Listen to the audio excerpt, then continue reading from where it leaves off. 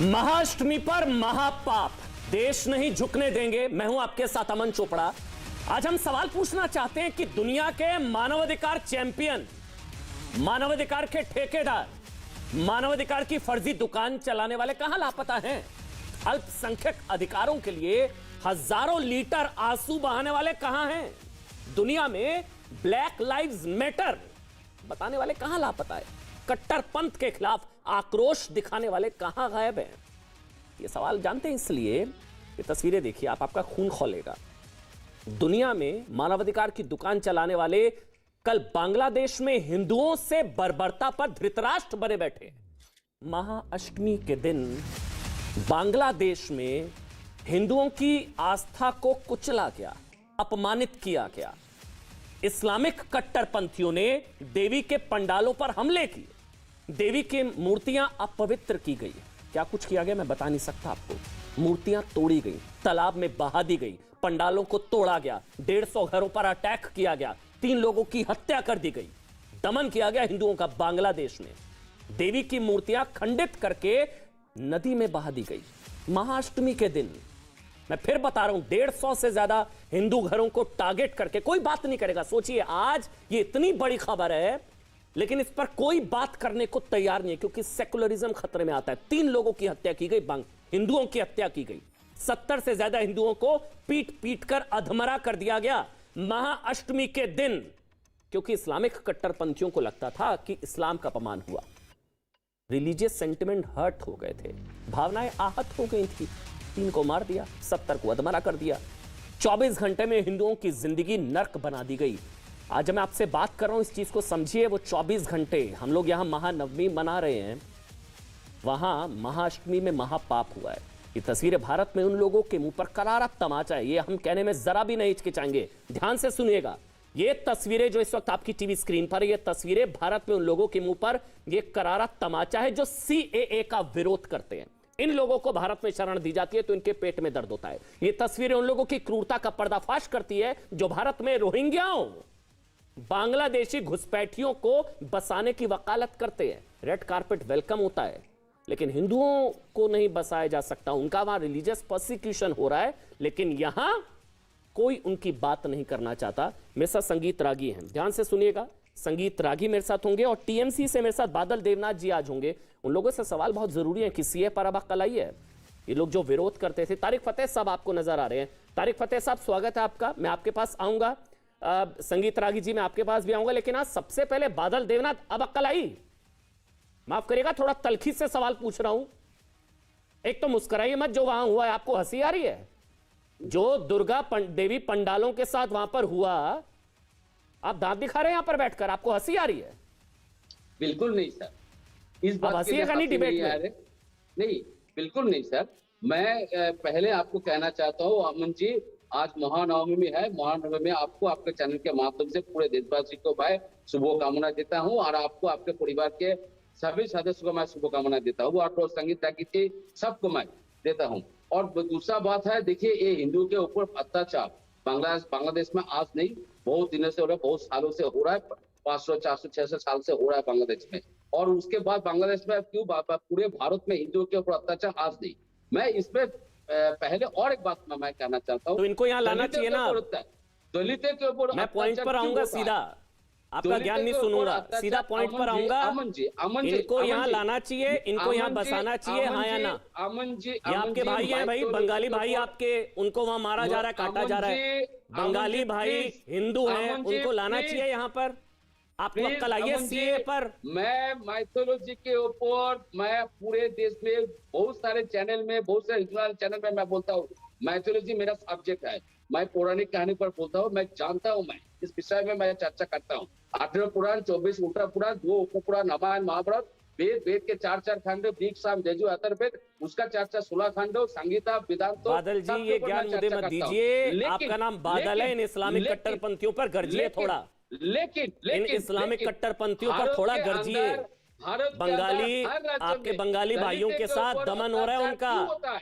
अरे पॉइंट पर आइए ना, ज्ञान दे रहे हैं, बोलिए इनको यहाँ लाइए, बोलिए टीएमसी विरोध नहीं करती सीएए का। किसानों के ऊपर जब अत्याचार होता है, गाड़ी से कुचल देता है, गोली मार के हत्या कर देता है, बस भाग गए, 1 साल के ऊपर भाग गए आप, गोल पोस्ट चेंज कर दिया अब आपने, 200 के ऊपर गोल पोस्ट चेंज कर दिया। बादल देवनाथ, चुनौती देता हूं, अगर हिम्मत है ना मेरे सवाल का जवाब दीजिए। अगर चुनौती देता हूं, अगर हिम्मत है मेरे सवाल का जवाब दीजिए। बंगाली भाई जो हिंदू हैं, आपके बंगाली भाई, उनका दमन हो रहा है, उनकी हत्या हो रही है, आप लोग सीए का विरोध करते हैं, क्या उनको हिंदुस्तान में बसाना चाहिए? आप सीए पर आपको अकल आई या नहीं आई? सीए पर अकल आई या नहीं आई? अमन जी, कोई भी हिंदू के ऊपर अत्याचार, कोई धर्म का व्यक्ति, कोई भी किसी देश में अरे अत्याचार, कोई नहीं पता है क्या धर्म है, इस्लामिक कट्टरपंथी है, कोई नहीं मानेगा। कोई वो कोई कट्टरपंथी ये हो, कोई भी हो, ये मुस्लिम कोई हो, कोई छोटे कुछ नहीं, हो, इस्लामिक हिंदू के ऊपर- कट्टरपंथी है। हिंदू के ऊपर दीजिए कवर अत्याचार फायर, क्यों होगा? बचाइए मैं उनको। तो डायरेक्ट कह रहा हूँ आप, मैं कोई हिंदू चलिए इतना ज्ञान नहीं है, सीधा बताइए, इनको बसाना चाहिए यहाँ पर? आप सीए के साथ हैं अब आप, क्योंकि बंगाली हिंदू भाइयों का सवाल है, आपके बंगाली भाइयों का सवाल है, इनको बसाना चाहिए यहाँ पर? इनको बसाना चाहिए यहाँ पर, हाँ या ना? सीए पर अक्ल आई है? आवाज पहुंच रही है? सीए पर अक्ल आई है? अमन जी, मैं मेरा बात आप नहीं सुन रहे। आप मैं नहीं सुनूंगा, मैं हिंदू भाइयों की बात सुनूंगा। आप लोग इस्लामिक, आप कौन सी बात सुनाना चाह रहे हैं मुझे पता है। इनको आना चाहिए यहाँ पर, इनको बसाना चाहिए, इनको बसाना चाहिए यहाँ पर, इनको बसाना चाहिए यहाँ पर। सीए पर अक्ल आई है? सीए पर अक्ल आई है? चैनल नहीं, सीए का बात अलग है, यही बात है, सीए की बात अलग नहीं है। चलिए आपको पढ़ा देते हैं थोड़ा सा, सिटीजनशिप अमेंडमेंट एक्ट पढ़ा दूं मैं आपको। धार्मिक रूप से जिनको प्रताड़ित किया गया है, रिलीजियस प्रोसिक्यूशन होता है, अफगानिस्तान, बांग्लादेश, पाकिस्तान, हिंदू, सिख, उन लोगों को यहां पर नागरिकता दी जाए। यहां आप लोग विरोध कर रहे थे उसका। तारिक फतेह साहब, इनको थोड़ा समझाइए। तारिक फतेह, हो गया, सुन लीजिए एक बार, सुन लीजिए। बादल देवनाथ, बादल जी, गरजना था ना अगर आपको, तो फिर इन इस्लामिक कट्टरपंथियों पर गरजिए। आपके बंगाली भाइयों का वहां पर दमन किया जा रहा है, खुलकर बोलिए क्या हाल कर रहे हैं वहां पर, और आप लोग इनको यहां नागरिकता देने का विरोध करते हैं। तारिक फतेह साहब, कराची से लेकर काबुल तक और अब ढाका तक हिंदुओं के लिए तो कुछ है ही नहीं ना। फिर हम लोग यहां रेड कार्पेट वेलकम देते रहते हैं, आइए बसिए, धर्मशाला है, हम तुम्हें शरण देंगे, तुम हमें शरिया दो। भाई, एक दुख की बात यह है कि पूरी इस्लामिक दुनिया में बांग्लादेश वाहिद मुस्लिम कंट्री है जहां पे पाबंदी है ये इस्लामिक एक्सट्रीमिस्ट ऑर्गेनाइजेशंस की। लेकिन ये तमाम जो एक्सट्रीमिज्म है ये बांग्लादेश में आ रहा है तबलीगी जमात, जमात इस्लामी और ये तमाम इंडियन, नॉर्थ इंडियन बेस्ड जो लोग हैं, और इसमें आप पाकिस्तान का हाथ अलग नहीं रख सकते। ये पुराना 10 ट्रक केस एक ज़माने का था, वो उसको फॉलो करिए। ये शरारत की जा रही है दो वजह से कि हिंदुस्तान और बांग्लादेश के बीच में जो ताल्लुकात हैं, एक तो वो ख़राब हों। ये जो बात है कि किसी हिंदू को पनाह हिंदुस्तान में मिलनी चाहिए, मैं 100% अग्री करता हूँ सीए से, क्योंकि मसला दूर की बात का नहीं है। आज आप सोचिए कि मेरी एक फैमिली है, वो यहाँ बैठी हुई है और उनको कहा जाता है कि निकल जाएं कनाडा से सारे लोग जो ईसाई नहीं है, तो मुझे कहीं तो जाना पड़ेगा ना, या मैं मर जाऊं। तो जो हिंदू पाकिस्तान में है या बांग्लादेश में है, वो अंदर के जो बहस है उसको अलग रख के उनका बुनियादी हक है कि वो भारत में, हिंदुस्तान में उनको जगह मिले। ये ना हो कि वो लोग जो हिंदुस्तान से नफरत करते हों उनको तो हम हाथ उठा के रोहिंग्या रेफ्यूजीज को यहाँ ला के और वो बम्बई में और कहाँ तमाशे करें, अटैक करें नेशनल मेमोरियल्स को, वो एक्सेप्टेबल है हमारे अनफॉर्चुनेटली जो लेफ्ट पे यार दोस्त हैं जो अपने आप को लिबरल समझते हैं। लेकिन जिनके साथ जुल्म हुआ है, पिछले एक दिन के अंदर आप देखिए कि वो फेसबुक के ऊपर एक तस्वीर ये डाल देनी कि साहब मंदिर के अंदर कुरान पढ़ा था। आप ये भी तो सोचिए कि कुरान अगर हटा दें तब दंगा, कुरान रख दें तब दंगा। तो ये कौन करा रहा है? सर, ये जो सोच है आपके देवबंद की, इसको बंद कराइए। ये तो हिंदुस्तान के अंदर है। मैं तो सोच नहीं सकता हूं कि अगर एक मंदिर में किसी ने कुरान रखा है तो इससे मुसलमानों को क्या तकलीफ है? क्योंकि हम तो हर वक्त कहते हैं हमारा हर मुसलमान का काम है दावत दें इस्लाम का। अरे जिसने भी कुरान वहां रखा, मंदिर के अंदर जाके दूसरे कैसे किसी हिंदू को मारने पे तैयार हो गया बा कि वहां क्यों रखा? और आप जुल्म तो देखिए कि ना रखे तो मारे जाएंगे, रखें तो मारे जाएंगे।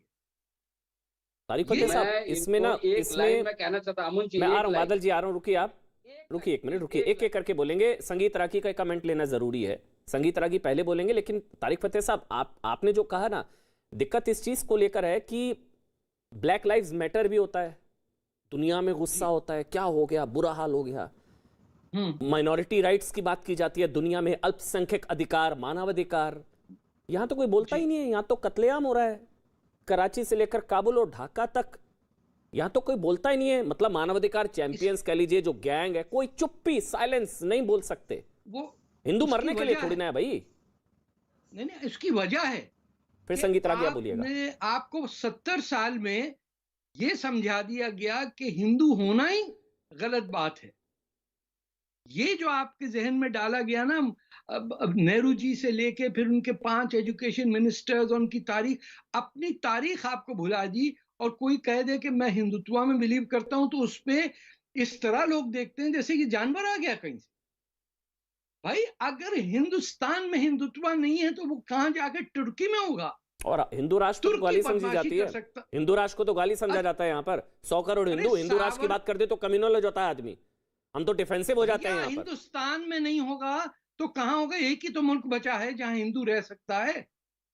तो संगीत रागी, क्या तकलीफ है भाई? संगीत रागी, हम थोड़ी कह रहे हैं आपको कि यमन को बनाया। इनको, इन हिंदू भाइयों को मरने के लिए तो नहीं छोड़ा जा सकता ना। हम सेकुलरिज्म के चक्कर में, मैं तो तल्ख बोलता हूं भाई, सेकुलरिज्म के चक्कर में ना, हमारे ये फर्जी की बात है, गंगा जमनी और इस सब के चक्कर में हम हिंदू भाइयों को मरने के लिए छोड़ दे वहां पर कि हम सेकुलर हैं। हम कैसे बसा दे उनको? अमन जी, एक और दंगा हो जाएगा दिल्ली में, एंटी सीए। अमन जी, रागी जी, अमन जी, दुनिया में भारत एक अकेला देश है जहां पर बहुसंख्यक इतना सताया जाता रहो, पीटा जाता रहा हो और उसकी सारी सांस्कृतिक विरासत रोज चौपट की जा रही हो और वह चुप मुख दर्शक की तरह खड़ा है। एक दूसरी बात, मैं अभी तारिक फतेह साहब जी ने जो कहा, मैं उसी बात को आगे बढ़ाता हूं। जब तक दुनिया से देवबंद के, बहावी के, इस्लाम और तबलीगियों के इस्लाम की व्याख्या को खत्म नहीं करते, जब तक आप उस पर रोक नहीं लगाते, जब तक उस कुरान की व्याख्या पर आप रोक नहीं लगाएंगे, आप माफ कीजिएगा, दुनिया में से कहीं भी आतंकवाद खत्म नहीं होगा। ये आतंकवाद की जड़े आसमानी किताब है। तीसरी बात देखिए, आज जो बांग्लादेश में हुआ है वो पहले पाकिस्तान में हुआ था। बिल्कुल, पाकिस्तान में सारे मंदिर तोड़े गए, सारे वहां से हिंदू भगाए गए, जनसंख्या आकर के 3% के आसपास रह गई। आज बांग्लादेश में हो रहा है। और माफ कीजिएगा, पश्चिम बंगाल के हिंदुओं को भी आज से 30 साल बाद यही दुर्दशा देखनी होगी।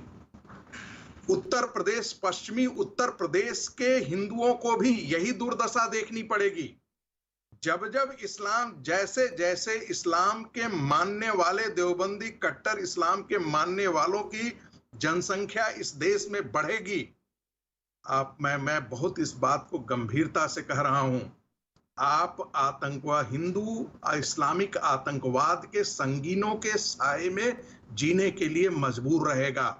यदि हिंदू समाज नहीं चेता और जो इस बांग्लादेशियों के अतिक्रमण को जो घुसपैठ करके गए, आप जरा, अभी मैं अंडमान से होकर के लौटा हूं साहब, सुदूर क्षेत्रों में आकर के उनके पॉकेट्स खड़े हो गए हैं। ऐसी ही स्थिति मैं उत्तराखंड के पहाड़ों में मैं देख करके आया हूं और मैंने वहां के गवर्नर को कहा कि आप जरा इस पर निगरानी रखिए। उस पहाड़ों में जाकर के बांग्लादेशी वहां से असम और पश्चिम बंगाल के रास्ते आकर के छोटे छोटे पॉकेट बना ले रहे हैं। उन पर हमारा कंट्रोल नहीं है ना, घनी आबादी बढ़ जा रही है। भाई दूसरे देशों में, पाकिस्तान, अफगानिस्तान, बांग्लादेश में जो इस्लामिक कट्टरपंथी कर रहे हैं, उस पर हमारा कंट्रोल नहीं है। लेकिन इंडिया में तो हमारा कंट्रोल है, हमारी सत्ता है। उनका वहां रिलीजियस प्रोसिक्यूशन हो रहा है, तो उनको यहाँ बसाने में हम लोग क्यों सेकुलरिज्म की एक्टिंग करने लग जाते हैं? ये सेकुलरिज्म की च्युइंगम कब से चबा रहे हैं हम फर्जी? इस चक्कर में हिंदू भाइयों को मरने के लिए छोड़ दें हम? अमन जी, सेकुलरिज्म से ज्यादा इस देश को किसी चीज ने नाश नहीं किया है। इस देश की सारी सांस्कृतिक और बौद्धिक विरासत को इस सेकुलरिज्म ने बर्बाद करके छोड़ दिया है। भारत अपनी पुरातन और मूल जड़ों की तरफ यदि नहीं लौटा है तो उसका एक और एक बड़ा कारण है इस देश को सेकुलरिज्म कम्युनलिज्म के बाइनरी में देखने की आदत जो है वो कांग्रेसियों ने डाल दी है। एक और बात कह करके अपनी बात समाप्त करता हूं। बिल्कुल जल्दी से। देखिए, इस आतंकवाद की जड़ जो है वो व्यक्ति नहीं है, वो विचारधारा है। वो विचारधारा एक पुस्तक से आती है।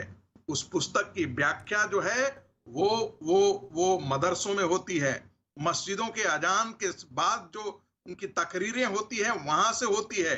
जब आपको ये बताया जाता है कि अल्लाह के सिवा और कोई नहीं है, किसी के आगे झुकना नहीं है, कोई पैगंबर है जिसे हम उसे मानते ही नहीं है, और मोहम्मद साहब ने भी कहा कि जितने उससे पहले आए थे उनकी आस्था मुबारक, ऐसी स्थिति मेरे को उससे कोई दिक्कत नहीं है जब तक कि उनकी आस्था के चक्कर में हिंदुओं का दमन नहीं हो रहा है। मुझे कोई दिक्कत नहीं है, मैं किसी धर्म के खिलाफ या उसकी बात नहीं कर रहा हूं, लेकिन हम लोगों को अपने आप में तो देखना होगा ना। उनको मरने के लिए छोड़ देंगे क्या हम? यहाँ पॉलिटिकल पार्टीज के विरोध के चक्कर में, सेकुलरिज्म के चक्कर में। बादल देवनाथ आप बोले, फिर तारिक फतेह मैं आपके पास आऊंगा। बादल देवनाथ, हिंदू भाइयों को, बंगाली हिंदू भाइयों को मरने के लिए छोड़ दें क्योंकि आपका वोट बैंक खिसक जाएगा? आते तो वोट बैंक। मैं 1 मिनट टाइम मांग रहा हूं। अमन जी 1 मिनट, मैं आपको पूरा टाइम दूंगा। आप बस ये बोलिए इनको बसाइए। अमन जी मैं आपके साथ, मैं देश के साथ हूं, मैं सीए का विरोध नहीं करता। आप बोलिए इनको बसाइए, अगर आपको इनकी चिंता है तो बोलिए मैं सीए के साथ हूं। अमन जी आप चुप रहिए, मैं बोलने को मौका दीजिए प्लीज। मैं प्लीज बोल रहा हूं, मैं बार बार बोल रहा हूं। मैं फिर से मैं बोल रहा हूं अमन जी, मैं देश के साथ हूं और देश के सारे लोगों के, देशवासियों के साथ हूं। मैं सीए के साथ है, मेरा पार्टी भी है, सीए के साथ है, के लोगों के साथ है, सीए के साथ है। बात क्या है? सीए के साथ है। सुन लेना, आप ममता से बड़े नेता हैं क्या? ममता सीए के साथ नहीं है। बोल नहीं दे रहा है आप सबको बोल नहीं दे रहा है। नहीं, आप सीए के साथ हैं या नहीं है? बात क्या है? बात क्या है? अगर आप सीए विरोधी हैं तो आप बंगाली हिंदुओं के साथ नहीं है। कोई देश से हिंदू जब आएगा उसको सर्टिफिकेट मिलेगा, लेकिन मुसलमानों को सर्टिफिकेट नहीं मिलेगा। अब मुझे आंसर दे दीजिए, किसका रिलीजियस परसिक्यूशन हो रहा है धर्म के आधार पर? इनका पता है धर्म क्या है? नहीं, एक मिनट, ये गलत है, ये गलत है। एक मिनट, बादल देवनाथ आपने बोला मुसलमानों को क्यों नहीं बसा रहे? बांग्लादेश में कौन से मुसलमानों का रिलीजियस परसिक्यूशन हो रहा है भाई? अफगानिस्तान में, पाकिस्तान में? नहीं, सुनिए ना अमन जी, अमित शाह जी बिल को एक्ट में पास किया, उसमें उन्होंने कहा मुसलमानों को सिटीजन यहाँ पर 2014 के बाद 31 से उनको नहीं मिलेगा। ये लेकिन मैं आपको कह रहा हूँ, तारीख पता मुझे वाइंड अप करना जल्दी से। अत्याचार, तारीख पता 40 सेकंड मुझे वाइंड अप करना होगा।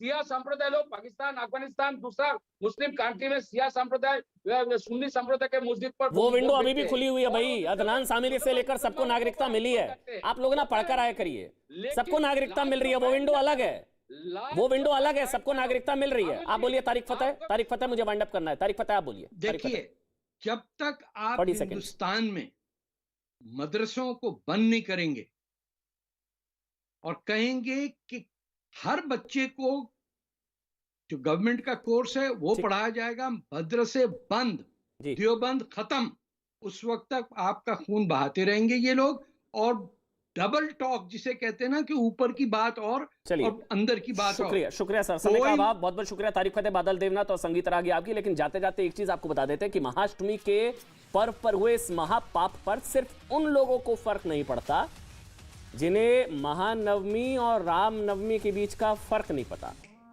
ये वो फैंसी ड्रेस हिंदू हैं जो चुनाव आने पर अपना सियासी धर्म बदल लेते हैं और लोगों को फिर टोपी पहनाते हैं।